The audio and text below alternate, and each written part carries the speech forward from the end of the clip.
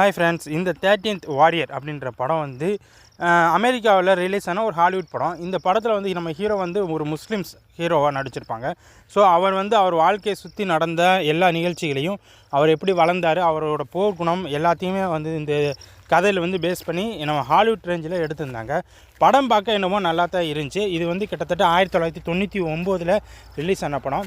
இந்த படம் வந்து தயாரிக்கிறதுக்கு ஒரு $126 பில்லியன் வந்து செலவாச்சு அப்படின்னு சொல்கிறாங்க. பட் இதோட மொத்த வசூல் வந்து பார்த்திங்கன்னா 61 பில்லியன் தான். ஸோ இது வந்து என்ன பிரச்சனை அப்படின்னா, இது முஸ்லீம்ஸை நடிச்சிருந்த படம் அப்படின்றதுனால அமெரிக்காவில் இந்த படம் வந்து ஓடவே இல்லை. கிட்டத்தட்ட ஒரு 1000 கோடி ரூபாய்க்கு மேலே வந்து இந்த படத்தினால அந்த டேரக்டருக்கு வந்து இழப்பு ஏற்பட்டுச்சு அப்படின்னு சொல்கிறாங்க.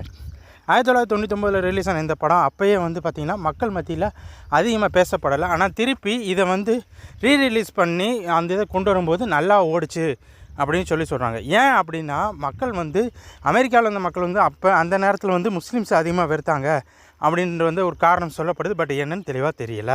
நன்றி.